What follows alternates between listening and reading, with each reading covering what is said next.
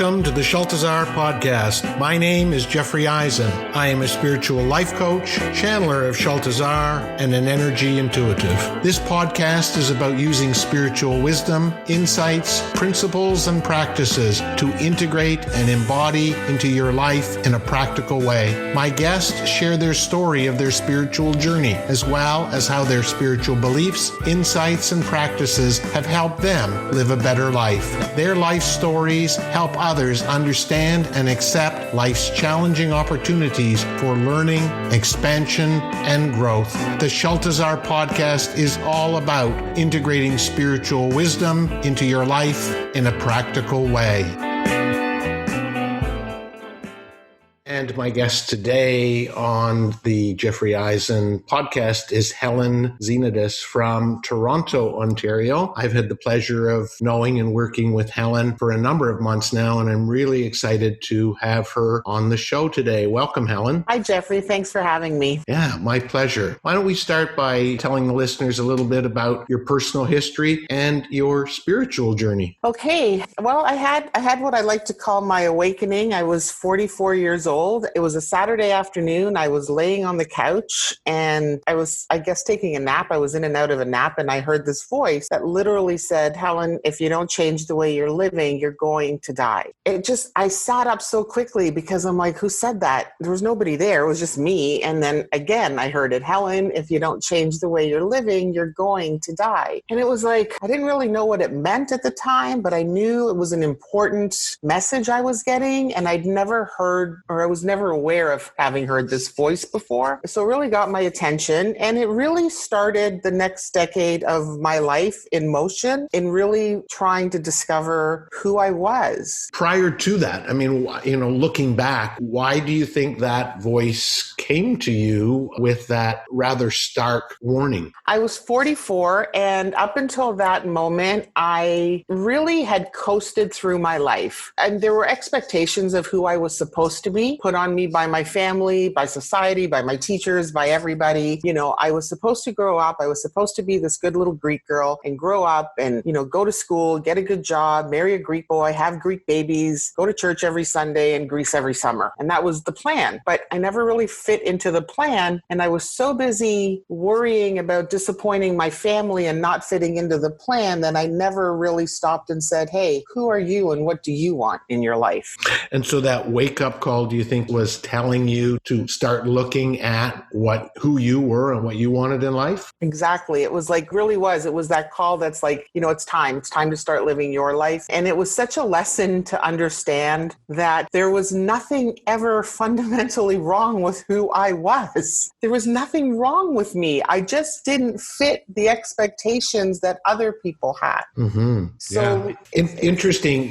First of all, you had 6 years on me because you had your awakening at 44. I had mine at 50. And, just so that the listeners are aware, Helen's awakening was very stark, was very, was that voice, that wake-up call. A lot of people have that. Mine was a little bit more subtle, and it was just, recurring thoughts that there needed to be more to life. And so there is no one way that you get a wake-up call. There's just different approaches to that wake-up. The thing is, there's this great opportunity in humanity right now for this wake-up call. We've just gone through or are still going through COVID-19. And so I think it's great to realize the individuality of the wake-up call, whether you're in your 20s, 30s, 40s, 50s, 60s, doesn't really matter. It is time to wake up. And tell the listeners a bit about how that wake-up call manifested in some life changes and how it's helped you over the last few years. Sure. First, I really believe the wake-up call comes to you in a way that you're able to hear it. And I know that if it didn't directly smack me in the head, I wouldn't have heard it. I need to be told things are very difficult. I can be stubborn. So I needed a very clear message or I would have missed it because that's probably what had been happening for years. I think the universe,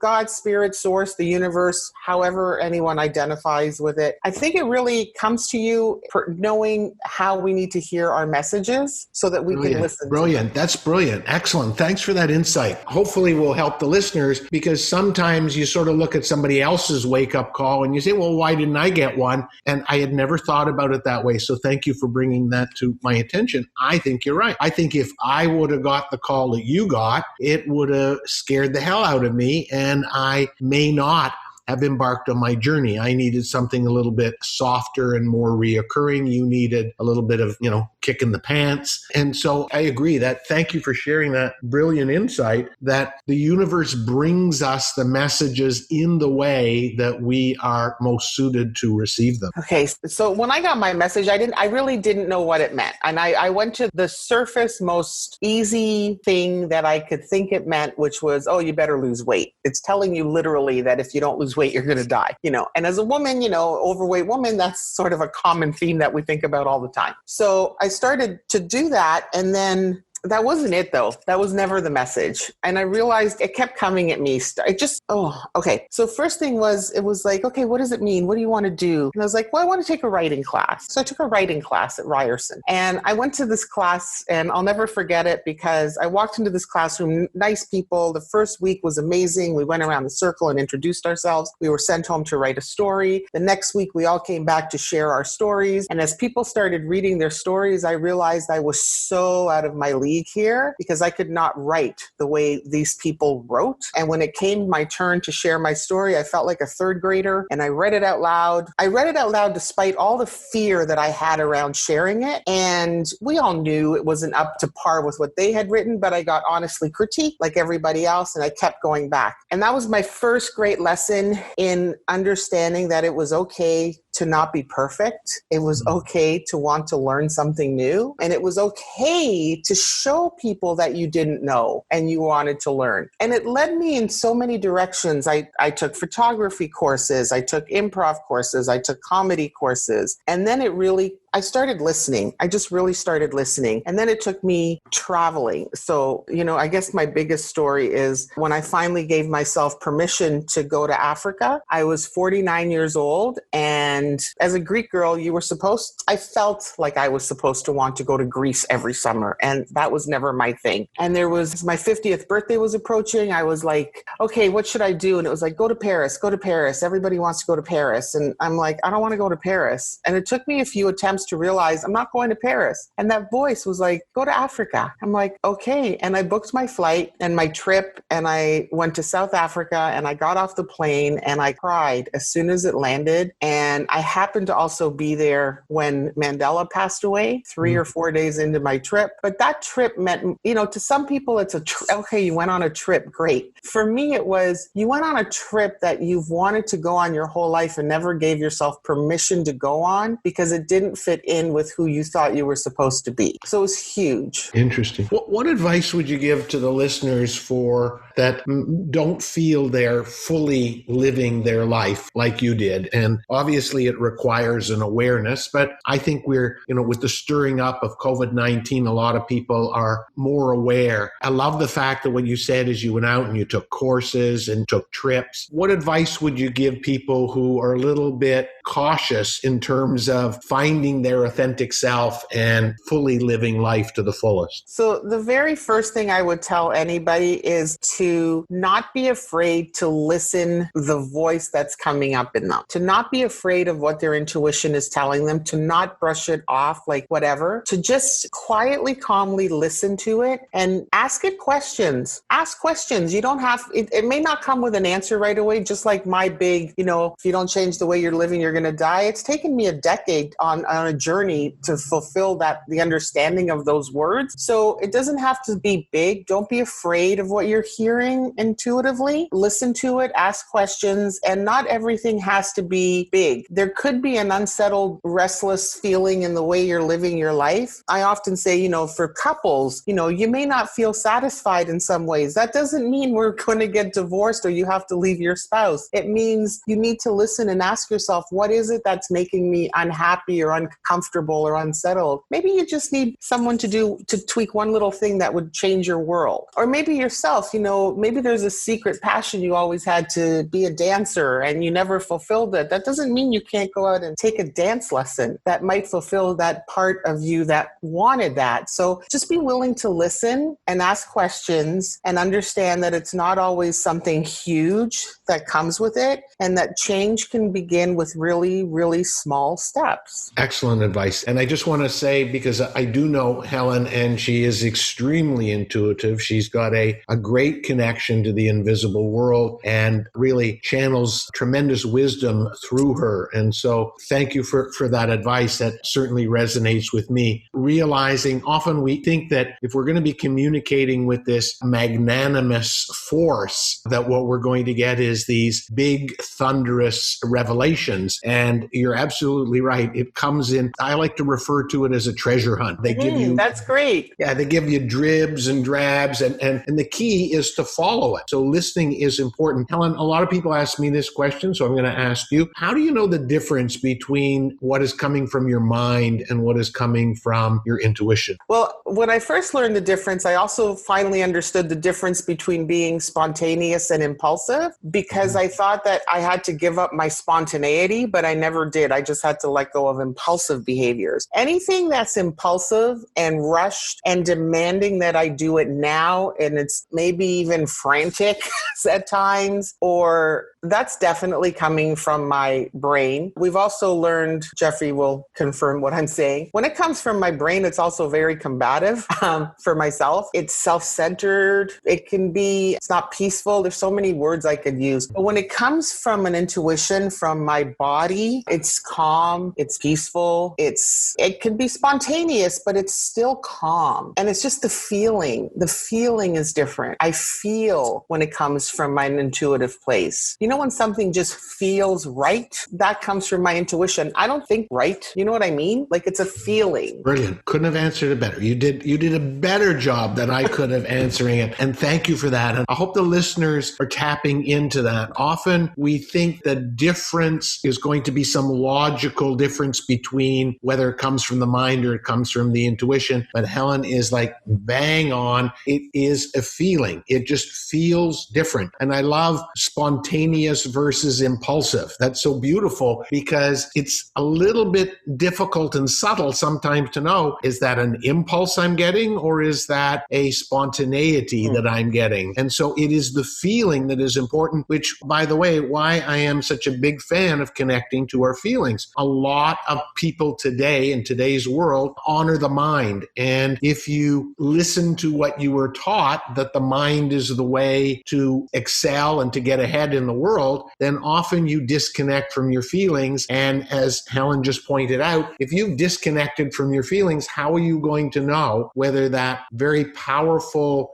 intuition that is available to you is coming through you or it's from your mind? So I am a big, big fan of reconnecting with your feelings. And I know you have. Why don't you share the listeners some interesting stories about that intuition that I know is so strong in you, and how it is helping you change your life these days? By the way, I'm noted for asking difficult questions and putting people on the spot. I know you will be able to answer that. And so as I ask these questions, listeners, just think about if that question was asked to you, and you will realize that they're not easy questions, but when we ask the difficult questions, sometimes we surface some great, deeper insight. So first, I think I have to share about learning to trust my intuition, because I spent so long denying it that when it started to surface and I started to listen, my head would be like, whatever. So again, I think we get messages the way we can receive them. So I would get things like, when things pop into your head, but I would get really clear images. Like one, for instance, this is just one quick story. There's the El Macombo is a venue in Toronto that was very popular for many years and has been closed for, 20 years now. And I was driving down the street and I saw the location and I thought, wow, remember the El Macombo? Like, that was a pretty cool place. And 2 weeks later, I see on the news that the big El Macombo palm sign, which is what I had seen in my mind when I thought about it, and how it's being reopened. And I laughed to myself because, at first I always thought these things that pop into my head head were just random. And they are random in the sense that, that sign really doesn't affect my life that much, but it's a sign. It's like everything happens to me to remind me, like sometimes I need proof, and that's my proof. It's like, see, Helen, that wasn't a random thought. It's happening. So it's just, I get these little tests almost sometimes. And then when I see them come true, I'm like, okay, here we go. I know. Listening to my intuition has been challenging for me. I won't pretend it's been an easy journey because I have fought very hard not to, but it has led me in pretty amazing directions, even in just my self-identity as, who I am. Like I grew up, in a very typical Greek immigrant household and church on Sundays. And it took me all of my life to acknowledge that, you know what, my heritage is Greek. My family is Greek. I'm proud of where we come from, but I am a Canadian woman. And I could let go of the responsibility of trying to feel like I wasn't good enough at being Greek. I wasn't supposed to be. I was born and raised in Canada. This is my country, but I still love and honor my Greek heritage for anyone who's listening. And the same thing with religion. I had to go to church every Sunday and I never identified. My whole life I kept asking, why is it this way? Why is it this way? Why is this happening? And finally, getting permission from myself to say, it's okay, Helen, you can let it go. And at first thinking that, something horrible was going to happen to me because we're so conditioned to believe things just because. And releasing myself from this has made me so much, I have a stronger connection with a source, spirit, God, again, whatever you call the universe, than ever because I let go of things that I personally didn't believe. And it was my intuition and that guidance that helped me to accept that it was okay. And this has freed me in so many ways. I'm just free. Like if you look at my life from the outside, I still have my job. I still live in a lot of the same ways I've always lived, but there's a peace that I have and I'm able to connect with people in a different way and to really offer intuitive guidance that it's magical. It's magical. It's interesting you say that, and everything you said, I keep thinking, oh, this is popping into my mind. This is popping into my mind. So this is fantastic. One of the things to keep in mind that your life is not as it is, it's as you see it. And so life is really an inside job. And what you look like on the outside, what you appear on social media, what you appear to friends and relatives is not who you are. And Helen is giving you a bit of a glimpse on the inside of who she is on the inside. And so realize that things are rarely as they seem. The person that you think someone is not. I have this saying that I am not who you think I am, and you are not who I think you are. And realize, especially as we have raised the issue of racism more recently, we realize that people are not the color of their skin. People are not their culture. They're not their religion. They are so much more. So try to get a better sense of who you are. And by doing so, I think you will be able to get a better sense of who other people are. Back to intuition, you were talking about trust. Trust is really, really important. The El Macumbo story was a great one. I remember it when I went to university a lot of years ago here in Toronto. But often these little things that pop into our mind can easily be discounted as coincidences. Yeah. Let me assure you that they are not. Those coincidences are definitely more than that. In order to see that part of you, though, you do have to let go of that other part, the very structured, left brain mind consciousness. You will not be able to, and I think you would agree with this, Helen, you'll not be able to tap into your intuition by being always in your mind. It's a different consciousness that give the mind a bit of a break and drop into the feeling consciousness, and then you will open up that opportunity to connect to, as you say, whatever name you want to use it. Sometimes I like to call it the invisible world. Any further advice on how people can connect? Because, and I know you and I are similar. We've got really strong intuitive senses, but we really couldn't give someone the manual of procedure because it just evolved. But any other hints for the listeners in terms of tapping into that intuition? I would say,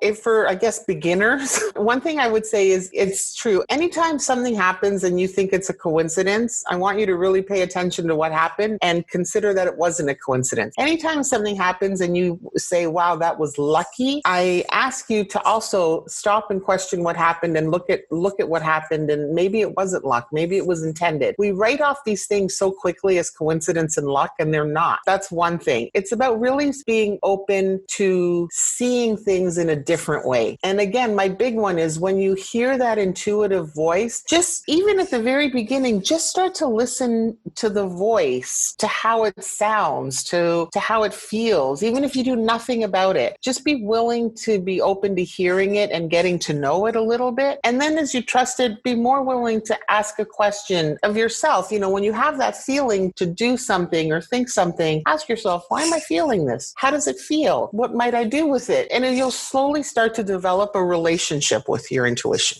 Yes, really important, because that intuition is just another part of you, another aspect of you that was not the conditioned self. So I agree. And it's a very sensory experience, I think, as you're describing, and I'm realizing, and of course I know that, to share with the listeners, that it's a feeling, seeing, hearing. It's not a thinking thing. Right. And listen to your body. Like, this was huge for me. Now, I have really been shut down in many ways spiritually from the neck down, right? Everything lived in my head for a long time. So listening to how, and I don't know how this is going to sound, listening to how my body feels. Like when I get these tingling sensations, what is that? When I touch things and I get goosebumps, what is that? And understanding, my problem is I just assume whatever I feel, everybody feels. And that's not true. We're all different. So start to pay attention to things like that too. Like, why is my body getting chills? Why am I suddenly alert to something? What is that feeling that's happening when I touch something with my fingers that I never thought of before? It's like learning yourself in a whole new way. Yeah. And it sounds simple. Like, it's simple. That saying, simple but not easy. Mm-hmm. It's simple but not easy. It does take time. Right. We have to unlearn some of the things that we learned about our operating system. And I like to suggest to people,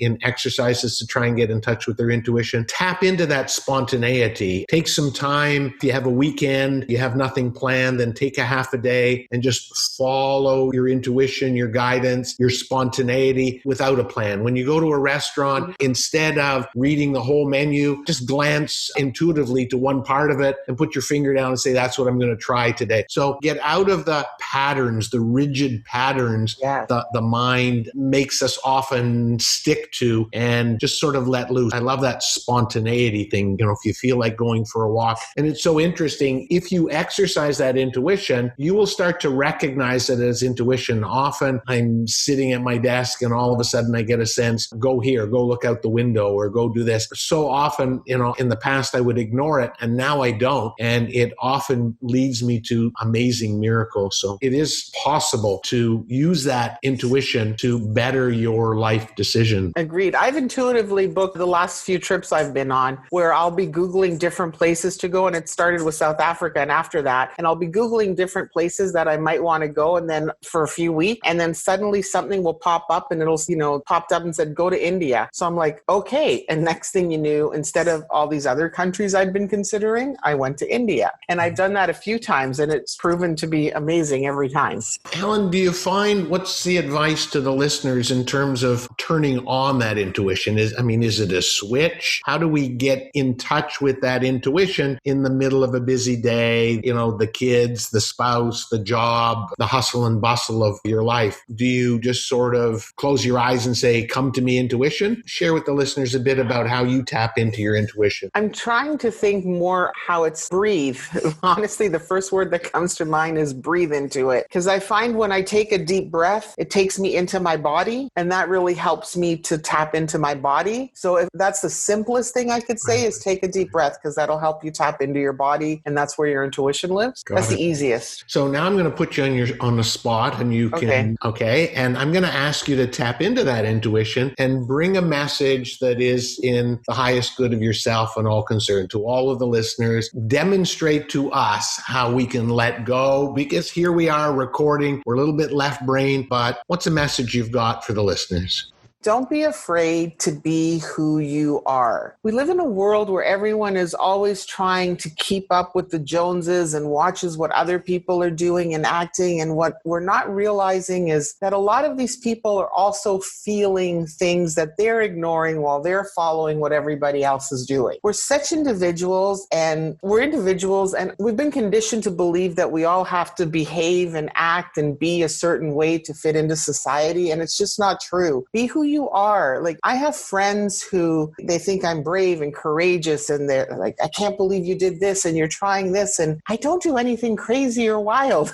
So it's interesting to me. You're not stuck in the life that you're living. There's always room for you to change it if you feel called to change it. And again, they don't have to be huge changes. It could just be in the trips you take, the books you read, the conversations you have. So just trust in who you are and let yourself be that person. Beautiful. And go on that journey of self-discovery. And in your bio, I noticed you used the word self-discovery, and it's the word that I used as I started to do my life coaching. I dubbed it Awakening the Self, the journey of self-discovery. And it is a journey, so enjoy it. It's not a destination. I've been on my journey for about 18 years now, and I still discover parts of me and aspects of me that I didn't know. So enjoy that journey, build an amazing relationship with yourself. And as Schultezar would say, be unto yourself true. Find your truth and find out who you are and become more authentic. I think life would be so much better for us individually and the world. And so that was brilliant intuition. And I love the way you did that, because hopefully the listeners realize, that there wasn't this big sound and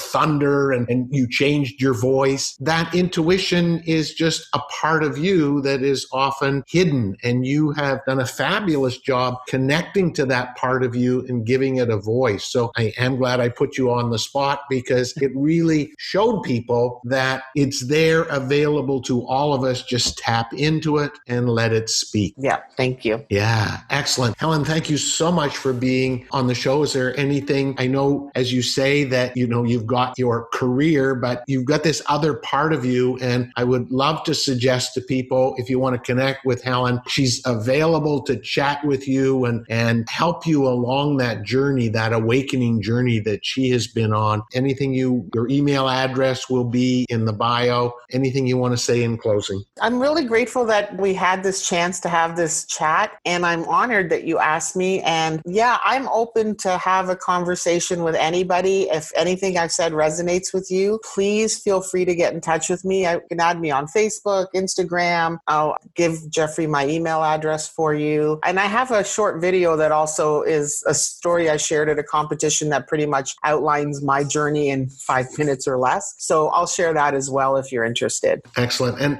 there are amazing light workers, amazing teachers that are here to help us, that may not necessarily have the designation coach or healer. And Helen's one of those where I know she's here to help change the planet. So I encourage people to reach out and just have a conversation, because in that conversation, it could be the beginning of your awakening. And I know Helen would love to help a lot more people awaken. Thank you so much for being on the podcast, Helen. Thanks, Jeffrey. Thanks so much, everybody, for listening. Thank you. Again, my name is Jeffrey Eisen. I'm a spiritual life coach, channeler of Schultezar, and an energy intuitive. Thank you for tuning in. You can learn more about me, as well as lots of resources, on my website, jeffreyeisen.com. Love and light to you all. Thanks for listening.